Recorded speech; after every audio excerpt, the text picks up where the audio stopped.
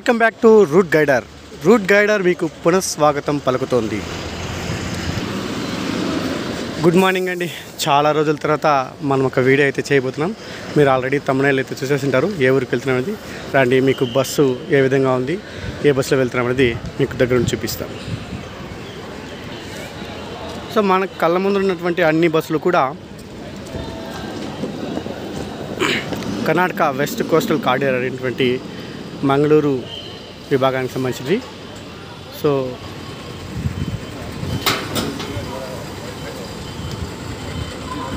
ఇవన్నీ కూడా మంగళూరు వైపు వెళ్ళే బస్సులు. కుందాపుర, ఉడిపి, ధర్మస్థల, బెల్తంగాడి వైపు. కర్ణాటకలోని ప్రముఖ పుణ్యక్షేత్రమైనటువంటి హొరనాడు శ్రీ అన్నపూర్ణ దేవి టెంపుల్కి సంబంధించిన ఊరు. సో ఈ బస్సు బెంగళూరు నుండి హొరనాడు వెళ్తుంది. మరొక ప్రముఖ క్షేత్రమైనటువంటి Sringeri, Bengaluru to Sringeri via Hassan, non stop Bengaluru to Hassan. గుర్తుపట్టేశారా? బెంగళూరు నుండి ఈరోజు మనం ధర్మస్థల ఒక కొత్త జర్నీ అయితే చేయబోతున్నాను. డిజిటల్గా మిమ్మల్ని కూడా ఈ జర్నీలో తీసుకెళ్ళబోతున్నాను. పుత్తూరు విభాగం నుండి తీసుకుంటున్నట్టు బస్సు ఇది. ధర్మస్థల డిపో వారు ఆపరేట్ చేస్తున్నారు.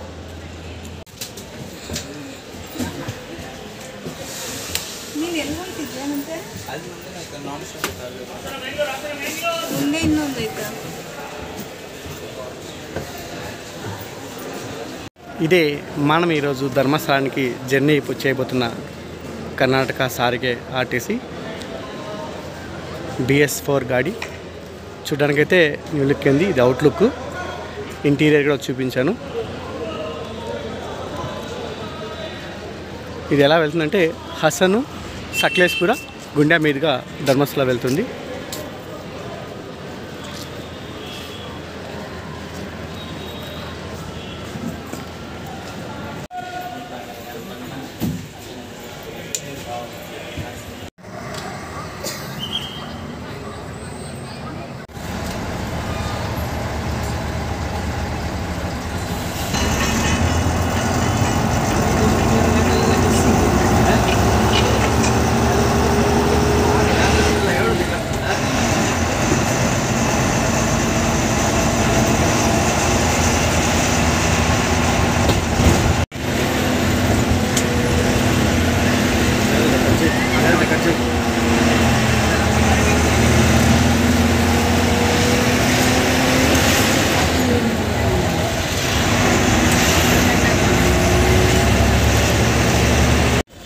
మనకి బెంగళూరు నుండి ధర్మస్థలకి అయితే ఛార్జ్ 340 రూపీస్ ఛార్జ్ చేశారు.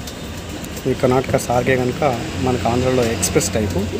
అలాగే మనం రాజహంస కానీ ఐరావత కానీ తీసుకున్నట్లయితే, సెలెక్ట్ చేసుకున్నట్లయితే మనకి ఇంకా కొద్దిగా ఛార్జెస్ అనేది ఎక్స్ట్రా పడతాయి. 340 rupees Bengaluru to Dharmasthala. Time అయితే ఎగ్జాక్ట్గా 9:51 కావస్తుంది. చూద్దాం మనల్ని బెంగళూరు నుండి ధర్మస్థలకి ఎంత టైంలో తీసుకెళ్తాడో చూద్దాం.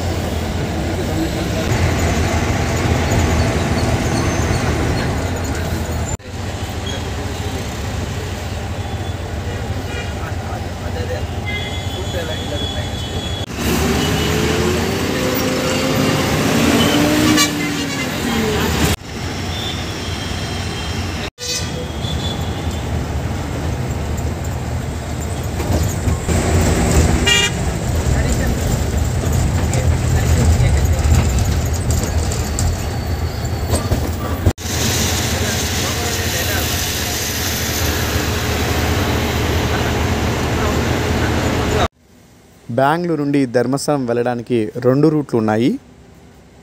ఒకటి హసన్, సక్లేష్పూర్, గుండ్యా మీదుగా ధర్మస్థలం చేరుకుంటుంది. ఇది కొంచెం షార్ట్ కట్. రెండవది, ఈ రెండవ రూట్లో వెళ్ళినా కూడా హసన్ అయితే టచ్ అవుతుంది. హసన్ తర్వాత రైట్ క్రాస్ తీసుకొని బేలూరు క్రాస్, ముదిగేరే, చార్మాడి ఘాట్, ఉజ్రి మీదుగా మనం ధర్మస్థలం అయితే చేరుకుంటాము. మనం ఎక్కే బస్సును బట్టి బెంగళూరు నుండి ధర్మస్థలానికి జర్నీ టైం అనేది డిసైడ్ అయి ఉంటుంది. సాధారణంగా సారిగే బస్సులు మనం చూస్ చేసుకున్నట్లయితే 7 గంటల సమయం ఇంచుమించుగా పడుతుంది. రాజహంస, ఐరావత, స్లీపర్ సంబంధిత బస్సులు ఏవైనా ఎంచుకున్నట్లయితే మనకి ఒక 30 నిమిషాలు తగ్గే అవకాశాలు ఎక్కువగా ఉంటాయి. సకలేష్పూర్ మీద వెళ్తే ఇంకా ఒక 30 నిమిషాలు తగ్గుతుంది. చార్మడి ఘాట్ మీద కనుక వెళ్తే 30 నిమిషాలు ఎక్స్ట్రా అయ్యే అవకాశాలు ఉంటుంది. బెంగళూరు దాటిన తర్వాత మన బస్సుకు మొట్టమొదటి అఫీషియల్ హాల్ట్ వచ్చి కునిగల్ గురించి మీకు ఒక విషయం చెప్పాలి. కునిగల్లో పంచముఖి ఆంజనేయ స్వామి విగ్రహం 161 అడుగుల ఎత్తులో ఉంటుంది. ఈ విగ్రహం శైలి హయగ్రీవ గరుడ నరసింహ వరాహ అవతార రూపంలో మనకైతే దర్శనమిస్తాడు. మీకు ఎదురుగా స్క్రీన్లో కునిగల్ ఆర్టీసీ బస్ స్టాండ్ అయితే చూపిస్తున్నాను.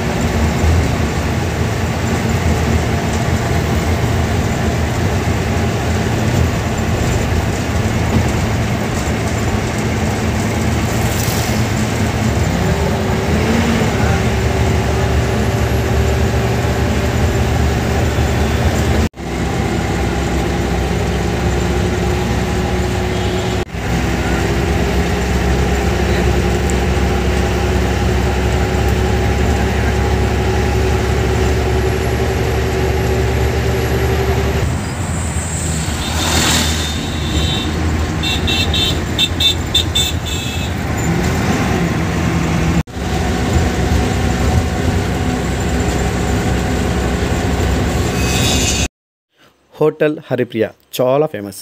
చాలామంది యూట్యూబ్ ఇన్ఫ్లుయెన్సర్స్ అయితే బస్ జర్నీ చేసేటప్పుడు ఇక్కడ బస్సులు ఖచ్చితంగా ఆపుతాయి కనుక ఈ యొక్క హోటల్లో ఆహారాన్ని అయితే టేస్ట్ చేసే అవకాశం ఉంటుంది. రండి మనం కూడా వెళ్ళి ఏదైనా ఆహారాన్ని టేస్ట్ చేసి ఎలా ఉందో మన యొక్క వీక్షకులకు పనిచేస్తాం. ఆహార పదార్థాలన్నీ సౌత్ ఇండియన్ కానీ మనం అనుకున్నంత రీతులు అయితే సౌండ్గా అయితే కలిదు, అదే యావరేజ్గా ఉన్నాయి అన్నీ కూడా. ఎక్స్పెక్టేషన్స్ అన్నీ గల్లంతు.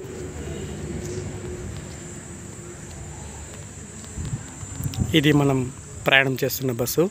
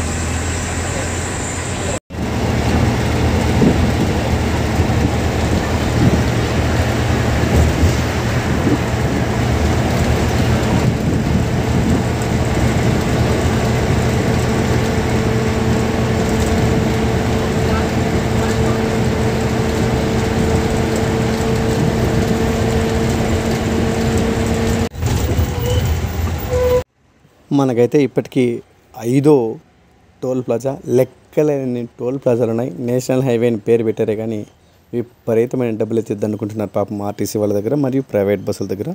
సో ఏది ఏమైనప్పటికీ గవర్నమెంట్కి ఇటువంటి టైప్ ఆఫ్ ట్యాక్సెస్ అయితే మనము ఖచ్చితంగా కట్టాల్సిందే, అది మనం విధిగా భావించాలి. చెన్నరాయపట్న హసన్ డిస్టిక్లో ఇదొక ఎమ్మెల్యే కాన్స్టిట్యుయెన్సీ. సో ఇక్కడ ఫేమస్ ఏంటంటే మన సంయుక్త చిత్తూరు జిల్లాలో చంద్రగిరి అనే ఊరుంది, కానీ ఈ ఊర్లో చంద్రగిరి హిల్స్ అనే ఒక కొండలు ఉన్నాయి. సో అదే ఫేమస్, చాలా చల్లగా ఉంటుంది ఎండాకాలం కూడా. ఒకసారి వెళ్ళొచ్చుంటే బాగుండే. మాటల్లోనే హసన్ నగరంలోకి అయితే ఎంటర్ అయ్యాం.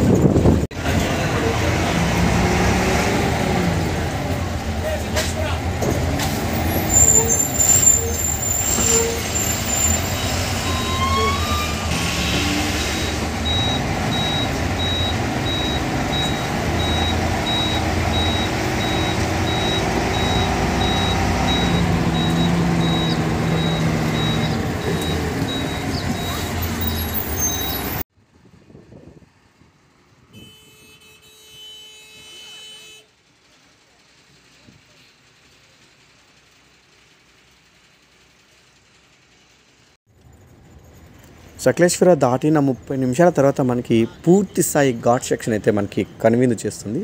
సో మీకు లోయలు, కొండలు, ఎత్తైన పర్వతాలాగా కనిపిస్తుంటాయి. అక్కడక్కడ ఒక్కొక్క ఇల్లు అయితే కనిపిస్తుంది మనకి.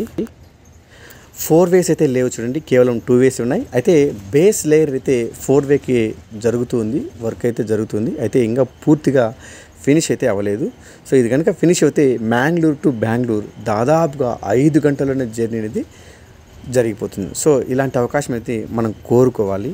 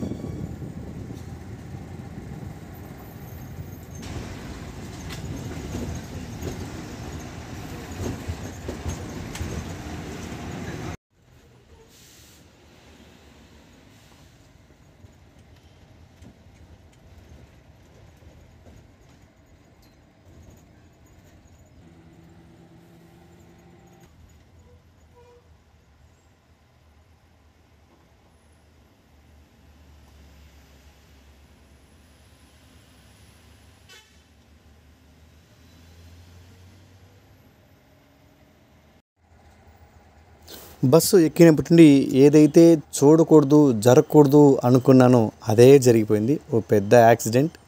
యాక్సిల్ అయితే విరిగిపోయింది ఒక లారీకి. అలాగే 2 వీల్స్ వెళ్ళి లోయలో పడిపోయినాయి. సో అక్కడ స్ట్రక్ అయిపోయింది చూడండి, అక్కడ కంటైనర్ పక్కలో స్ట్రక్ అయిపోయింది చూడండి.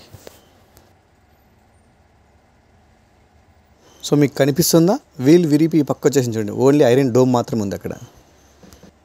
ఇది క్లియర్ అయ్యడానికి ఎంత టైం పడుతుందో ఏమో దేవుడా. వచ్చేసాం, కొండనంతా ఎక్కేసి ధర్మస్థలానికి 10 కిలోమీటర్ల దూరంలో అయితే ఉన్నాను. ఇప్పుడు నేను మిమ్మల్ని ఒక క్వశ్చన్ అడగాలనుకుంటున్నాను. మనకి ఎడమ చేతి వైపు ప్రవహిస్తున్నటువంటి నది పేరు ఏమిటి? మళ్ళీ వినండి క్వశ్చన్. ధర్మస్థలానికి దగ్గరగా ప్రవహిస్తుంది, మనకి ఎడమ చేతి వైపు ప్రవహిస్తున్నటువంటి నది ఏమిటి? మీకు తెలిస్తే కామెంట్ సెక్షన్లో కామెంట్ చేయండి. మిమ్మల్ని అడిగిన క్వశ్చన్, నది పేరు ఏంటంటే నేత్రావతి. ఇగో మనకి అక్కడ కళ్ళ ముందు కనిపిస్తుంది చూడండి, చాలా తక్కువ నీళ్ళు అయితే ఉన్నాయి. ఏనుగులకు సంబంధించిన సైన్ బోర్డ్. నదిలో ప్రవాహం అయితే కంప్లీట్గా లేదు, ఎందుకంటే ఏప్రిల్ కాబట్టి వర్షం అయితే చాలా తక్కువగా ఉంది. అయితే మన చిత్తూరు పరిసర ప్రాంతాలలాగా ఎండిపోయి అయితే చెట్లు లేవు, ఇక్కడ కొంచెం పచ్చగానే ఉన్నాయి కాబట్టి కొంచెం కూల్గానే ఉంది ఇక్కడ మన చిత్తూరుతో పోలిస్తే. నా మిత్రుడు కొన్ని సలహాల మేరకు ఈ వీడియో అయితే నీట్గా ఎడిట్ చేయడం అయితే జరిగింది. సో ఆ మిత్రునికి కృతజ్ఞతలు తెలియజేసుకుంటున్నాను. నా మిత్రుని సూచనల మేరకు ఈ వీడియోలో కొన్ని ఎడిటింగ్స్ అయితే ఆయన అభిప్రాయం ప్రకారం చేశాను. సో మనం ధర్మస్థలంకి అయితే వచ్చేసాం. అగో ఎదురుగా ఉన్నటువంటి మనకి ఆర్చ్, ఆ కార్ వెనుక భాగంలో ఉన్నటువంటి ధర్మస్థలానికి తలమానికమైన ఆర్చ్ అది. వచ్చేసాం, బాయ్ బాయ్. వేసవిలో వచ్చాం కదా, కొద్దిగా ఉడుగ్గా ఉంటుంది, అలాగే వాటర్ కూడా ఫ్లో తక్కువ ఉంటుంది. రైనీ సీజన్లో మళ్ళీ ఇదే ప్రాంతం జర్నీ చేసి బెంగళూరు టు ధర్మస్థల మీకు ఎన్నో వింతలు, విశేషాలు, అనుభవాలతో సహా చూపిస్తాను. Thank you, good bye.